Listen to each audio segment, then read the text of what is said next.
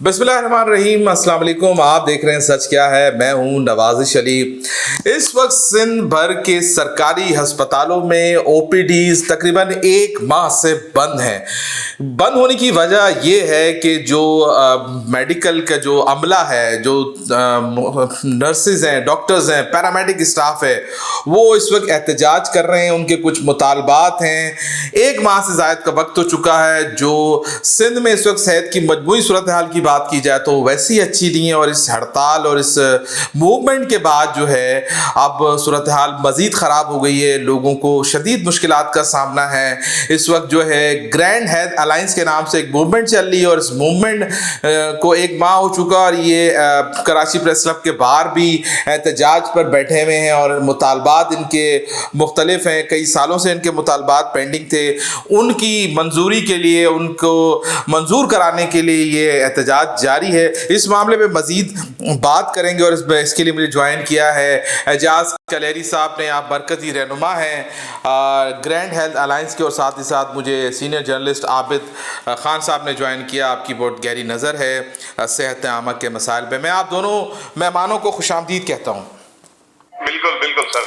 अच्छा, सबसे पहले एजाज कलेरी साहब से शुरुआत करते हैं। एजाज साहब, ये आपकी जो मूवमेंट चल रही है, आपके मुतालबात क्या हैं? आप क्या चाहते हैं सिंध हुकूमत से? देखिए, ये इस तारीख को आज 31वां दिन है। पहले जो है 23 दिन हमारा जो प्रोटेस्ट था, वो टोकन प्रोटेस्ट था अस्पतालों के अंदर, और हम वहाँ पे 1-1.5 घंटा जो है वो अपना आवाज उठाते थे, और उसके बाद अपना काम जारी रखा हुआ था। और उसके बाद 24 तारीख को महकमा सेहत के सेक्रेटरी साहब ने हमें कॉल करके बुलाया था, और हमारी मीटिंग हुई थी उनके साथ, और डिटेल मीटिंग के अंदर ये तमाम चीजें तय हो गई थी, जिसमें उन्होंने कहा था कि फाइनेंशियल इम्प्लीकेशंस बहुत ज्यादा आ रही हैं, तो आप कुछ इसमें जो है ऐसा करें कि जो फाइनेंशियल इम्प्लीकेशंस वो कम कर सकें। तो हमने उसमें 5,000 रुपए की जो है कटौती विलिंगली करवाई थी कि आपकी जो फाइनेंशियल इम्प्लीकेशंस हैं उसमें जो है वो कमी हो सके। और उन्होंने फिर हमारे साथ जो है राइटिंग में एक मिनट्स ऑफ मीटिंग इशू किए थे कि 31 तारीख की जो कैबिनेट मीटिंग है उसमें हम ये अप्रूव करवाएंगे। और उन्होंने कोशिश की, सेक्रेटरी साहब ने कोशिश की, मिनिस्टर साहिबा ने, और इन्होंने सब ने समरी भेजी हमारी कैबिनेट के अंदर जो है एडिशनल एजेंडा गया, और कैबिनेट के अंदर जो है वो उसको अप्रूव नहीं किया गया, और वो रेफर हो गया। तो उसके बाद जो हमारी मिनट्स ऑफ मीटिंग थे उसमें ये भी तय हुआ था कि अगर आप ये मामला हल नहीं कर पाए तो फिर आपको जो हमारी डेडलाइन थी ग्रैंड हेल्थ अलायंस की, वो 5 नवंबर की थी, और उसके बाद जो है वो हम डायरेक्टली धरने पे जाएंगे। तो ये तय था कि 5 तारीख को, मगर हम 5 के बाद 8 तारीख को जो है वो धरने पे गए। हमारा धरना जो है वो 3 दिन महकमा सेहत के गेट पे, सेक्शन सेक्रेटरीट के गेट पे था, और चौथे दिन जब हमें नहीं सुना गया, हमारी कोई बातचीत नहीं मानी गई, तो हमने फिर ऐलान किया था कि हम सीएम हाउस की तरफ मार्च करेंगे, और हमारा जो मार्च है वो पुरअमन मार्च होगा।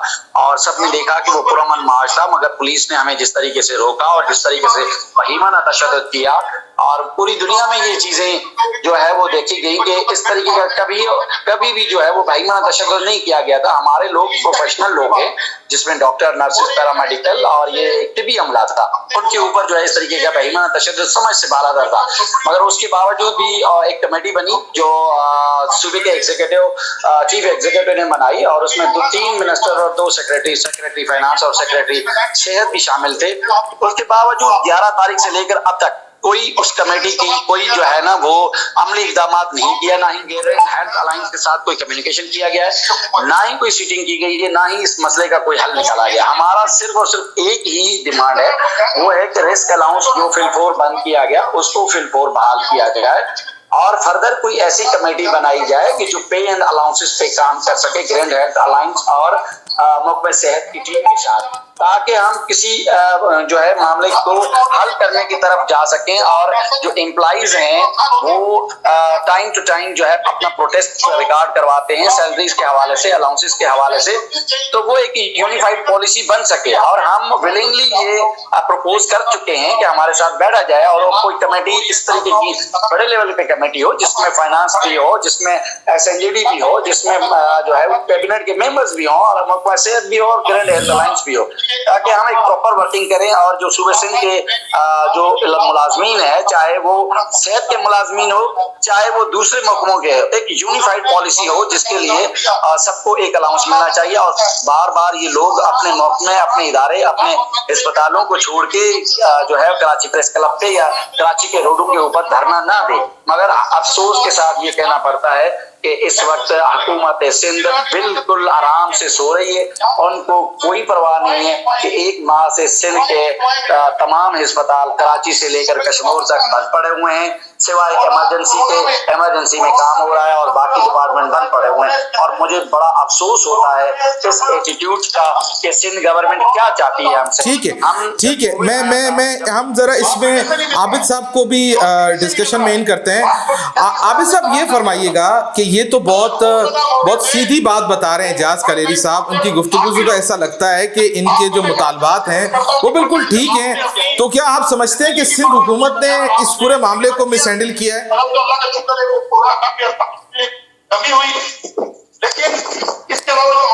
आबिद साहब, आप मेरी आवाज सुन पा रहे हैं? आबिद साहब मेरी आवाज सुन पा रहे हैं? आबिद साहब क्या मेरी आवाज सुन पा रहे हैं आप? मेरे ख्याल से आबिद साहब ने म्यूट किया हुआ है और वो आवाज। जी आबिद साहब, आवाज आ रही है? जी आवाज आ रही है, आपने म्यूट किया हुआ था, भूल गए थे। जी बताइए। तो देखें, ये मैं समझता हूँ जो सिंध के तकरीबन 70,000 हेल्थ के महकमा सेहत के मुलाजमीन हैं, उनके साथ ये बहुत बड़ी ज्यादती है, बहुत बड़ा जुल्म है कि आपने उनको मुख्तलिफ बीमार जो कोरोना वबा में उनकी पुराना मुतालबा ये था कि रिस्क अलाउंस दिया जाए। कोरोना वबा में आपने दिया, उनके लिए बजट भी रखा, इस बजट में भी उनके लिए पैसे मख्सूस किए गए, लेकिन अनफॉर्चुनेटली आपने पैसे उठा के आपने दूसरी जगह लगा दिए। तो ये जब आपको फॉरेन फंडिंग भी हुई है, उसमें कोविड के अलग पैसे मिले थे, आपको इस हवाले से अलग पैसे थे, आपने उसके पैसे वो किसी और शोबे से निकालने के बजाय हेल्थ। आप ये देखें कि ज़ाहिर बात है जब भी सैलाब आता है तो मुल्क में हेल्थ इमरजेंसी तो होती है। अब हेल्थ इमरजेंसी के दौरान आपने हेल्थ डिपार्टमेंट के जो मुलाजमीन हैं, डॉक्टर्स हैं, नर्सेज हैं, पैरामेडिक्स हैं, आपने उनके जेब पे डाका मार दिया। खुदा के बंदो और भी कई शोबे हैं उन पे कुछ वो करते हैं। आपने सिर्फ महकमा जो इमरजेंसी में इस वक्त काम कर रहे हैं, लोग बीमारियों का शिकार हैं, जो फ्री कैंप जाके लगा रहे हैं बेचारे। मैंने खुद देखा, YD के दोस्त, हमारे नर्सेज के पैरामेडिक्स के दोस्त जाके कैंप्स लगाते रहे, मतलब वो ड्यूटियों भी कर रहे और जो कराची में मेडिकल कैंप्स थे उनमें भी काम करते रहे। आपने उनको सिला ये दिया कि आपने उनका बजट ही वो कर दिया, आपने उनके जो रिस्क अलाउंस था डॉक्टर्स का, पैरामेडिक्स का, नर्सेज का, वो आपने कट करके किसी और लगा दिया। कोई और शोबा देखते, आपको भारत से अच्छी खासी फंडिंग मिली है, आपको सैलाब के लिए अलग से पैसे मिले, अब वो आपने इधर से पैसे कैसे निकाल के उधर लगा दिए? भाई वो तो बेचारे खुद इमरजेंसी में आपके साथ बचाना काम कर रहे हैं। ठीक है, एजाज कलेरी साहब की तरफ चलते हैं। एजाज साहब ये फरमाइएगा कि इस वक्त जो है वो जिना अस्पताल के एग्जीक्यूटिव डायरेक्टर ने आज एक स्टेटमेंट दिया है। उनका कहना यह है कि सूरत हाल से निपटने के लिए इस वक्त जो है कुछ आर्जी भर्तियां की जा रही हैं और पाकिस्तान आर्मी से रिक्वेस्ट की जा रही है कि वो आकर जो है हेल्प करें और ये जो इस वक्त मसला चल रहा है, जो आप एहतजाज करें जिसकी वजह से मरीज रुल रहे हैं, तो उस सूरत हाल को संभाला जाए। तो आप क्या समझते हैं? आप इसके बाद तो इसका मतलब रियासत आपसे मुज़ाकरात नहीं करना चाह रही सिंध हुकूमत इस मामले में, जब भी उसके ऑल्टरनेट सोल्यूशन निकाले जा रहे हैं। एजाज साहब जी, मैंने ये खबर सुनी है और इसकी तरदीद भी हो चुकी है। महकमा सेहत के सेक्रेटरी साहब ने कर दी है कि ये र्यूमर्स है और फेक सर्कुलेशन की जा रही है, जिसको उन्होंने डिनाई किया है। दूसरी बात, जो एग्जीक्यूटिव डायरेक्टर साहब ने ये बात की है कि हम जो है वो अपॉइंटमेंट कर रहे हैं तो ये पुरानी परमिशन है इनके पास। 89 डेज रैंडम बेसिस पे जो है वो पूरे सिंध में अपॉइंटमेंट की जा रही है मुख्तलिफ शोबों के अंदर, डॉक्टर्स, नर्सेज और पैरामेडिकल। और ये कोई नई बात नहीं है। और तीसरी बात जो मेडिकल कोर की बात आई है वो भी बिल्कुल उस पर भी जो है ना मैं यकीन नहीं रखता, क्योंकि इस वक्त हमारे जो मुलाजिमीन हैं, डॉक्टर, नर्सेज, पैरामेडिकल और सपोर्टिंग स्टाफ इमरजेंसी को देख रहे हैं और आईसीयूज हमारे चल रहे हैं। सिर्फ वार्ड्स का और ओपीडीज का बायकॉट है। ये टोटली गलत रूमर्स चलाए रहा। जी जी ठीक है आबिद साहब की तरफ से होता है। आबिद साहब, ये जो हमारे यहाँ एक से की जाएगी। जी ठीक है, एजाज साहब, आबिद साहब को डिस्कशन में लेते हैं। आबिद साहब, ये फरमाइएगा कि हेल्थ का जो मामला है, सेहत का मामला है, काफ़ी हसास मौजू है। जाहिर है इस किस्म के एहतजाज से आम आदमी को नुकसान पहुंचता है। तो आप भी समझते हैं कि इन मामलात को ज़रा बेहतर तरीके से देखना चाहिए हुकूमतों की जानिब से और ज़ाहिर है दूसरे फरीकैन की जानिब से भी। ज़ाहिर है एक महीने से अगर ओपीडीज़ बंद होंगी और जो हालात हैं इस वक्त प्राइवेट हॉस्पिटलों के, तो उससे तो ये गरीब आदमी का तो बेड़ा गर्क हो गया है इस सारी सूरत हाल में। आबिद साहब। बिल्कुल नवाज़ साहब, आप ठीक कह रहे हैं कि बात ये है कि पहले तो आपके हॉस्पिटलों में बहुत से मसाइल हैं, अद्वियात के मसले हैं और दो मुख्तलिफ हॉस्पिटलों में जो तिब्बी अमले की कमी का इशू है वो भी है। लेकिन आपने क्या किया कि आपने जो मुलाजमीन काम कर रहे थे, आपने उनका जो जेब में से पैसे निकाल के दूसरी जगह लगा दिए, एक और आपने क्राइसिस पैदा कर दिया। मतलब स्मूथली जो चीजें कुछ चल रही थी, मतलब उसमें मसाइल भी है, जाहिर बात है। किसी हॉस्पिटल में 800 मुलाजमीन, सिविल में 1000 सीटें खाली पड़ी हैं, जिना में 1000 सीटें खाली पड़ी हैं, आपने उनको फिल भी नहीं किया। फ्लड के बाद कोरोना के दौरान आपने कोई सीटें उनके लिए वो किया आर्थिक तौर पे, लेकिन आपने इन सब सिचुएशन को अपने लिए इस्तेमाल करने के बजाय आपने पूरे हेल्थ डिपार्टमेंट को अपना अगेंस्ट कर दिया। ठीक है। ये बहुत ही अपने पूरे आप समझ लें कि भाई जो लोग आप मुश्किल में आपके साथ चल रहे थे, काम कर रहे थे, पहले तो वो तमाम मसाइल में के बावजूद आपने उनका साथ देने के बजाय आपने उनको अपने अगेंस्ट कर दिया और एक नया बहरान सिंध में जन्म ले चुका है। आप ये देखिए, एक माह से लोगों को दवाएं नहीं मिल रही, टेस्ट नहीं हो रहे, गरीब लोग हैं, मुख्तलिफ शहरों से आते हैं और रेफर होके आते हैं, उनके पास अद्वियात के पैसे नहीं होते, यहाँ रहने के नहीं होते। एक बंदा जिसकी जेब में 5000 है, 10,000 है, वो ये अंदाजा लगा के आता है कि भाई मैं 3-4 दिन में अपना इलाज करा के 1 हफ्ते में आ जाऊंगा, ऑपरेशन करा लूंगा 15 दिन में। अब उसका वो 1 महीना हो गया। अब जब हॉस्पिटल खुले फिर रश बढ़ जाएगा, फिर वो आपने खाम खा मसला पैदा किया है महकमा सेहत ने। मैं इसको मैं पूरा जिम्मेदारी इसके महकमा सेहत पे जो बैठे हैं, अब जो कुछ भी नहीं करते सारा दिन, सिर्फ वो कहते हैं कि बस मुलाजमीन काम कर रहे हैं तो क्यों कर रहे हैं। वो मुलाजमीन को काम करने, वो मुलाजमीन की टांगे खींचने वाली बात है, मैं समझता हूँ। ठीक है, मुलाजमीन की टांगे खींचने वाली बात है। एजाज कलेरी साहब, ये फरमाइए कि इस वक्त आपके मुज़ाकरात किस मरहले में हैं? आप कोई उम्मीद नज़र आ रही है कि आने वाले 1 या 2 दिनों में ये सूरत हाल बेहतर होगी और आवाम को कोई फ़ायदा पहुँचेगा, या नज़र नहीं आ रहा आपको ऐसा? सर देखिए, दुनिया उम्मीद पे कायम है और हम एफर्ट कर रहे हैं। 1 महीने से हमारे लोगों की कुर्बानियां हैं, जो गरीब लोग हैं, जो गरीब मुलाजमीन हैं, जिनकी सैलरी 30,000 रुपए है और उनको 17,000 मिल रहे थे, तो वो तकरीबन नियर टू 50,000 के करीब हो रहे थे। उनके जो बच्चे हैं या उनकी जो रोजमर्रा की अखराजात थे वो बेहतर तरीके से हो रहे थे। अब सडनली उनसे पैसा काट दिया गया तो वो परेशान हाल है और वो यहाँ बैठे हैं इस उम्मीद के साथ कि ये हमें वापस पैसा मिलेगा। तो मैं बारहा कह चुका हूं और अभी आपके फोरम की तवसल से ये सीएम सिंध साहब को और बिलावल भुट्टो जरदारी से रिक्वेस्ट करता हूं कि आप जो है इनके मामला देखें। जो ग्रैंड हेल्थ अलायंस के तहत ये मुजाहरा हो रहा है, जो मुलाजमीन है वो आपके ही मुलाजमीन हैं, आपके सूबे के मुलाजमीन हैं, आपके वोटर्स हैं और ये कोई बाहर से नहीं आए हैं। आप इनकी जिस तरीके से कटौती की है, हम ये चाहते हैं कि उसी तरह से इनका जो है नोटिफिकेशन है वो बहाल किया जाए, ताकि हॉस्पिटल्स स्मूथली चल सकें और हमारी जो प्राइम रिस्पांसिबिलिटी है उसमें केयर देना और पेशेंट्स को देखना और उनकी जो मुश्किलात हैं उनको जो है खत्म करना।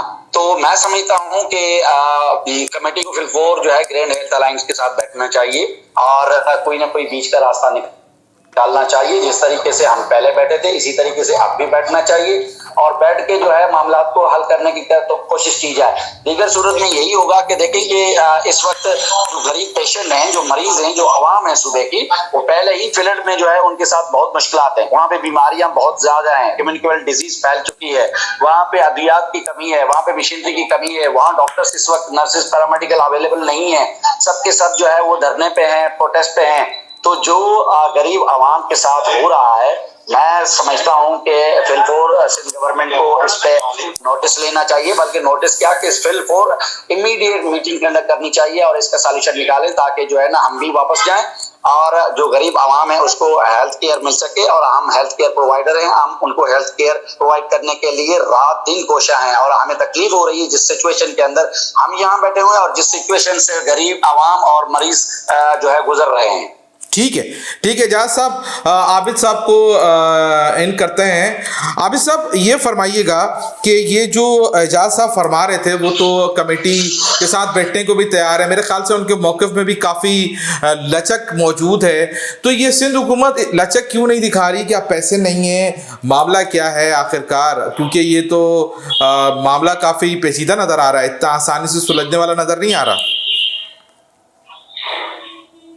देखें, मुझे समझ नहीं आ रही कि कौन लोग हैं जो महकमा सेहत में बैठे हैं, जो अपने ही मुलाजमीन के साथ अपने ही मुलाजमीन के खिलाफ साजिशों में मसरूफ है।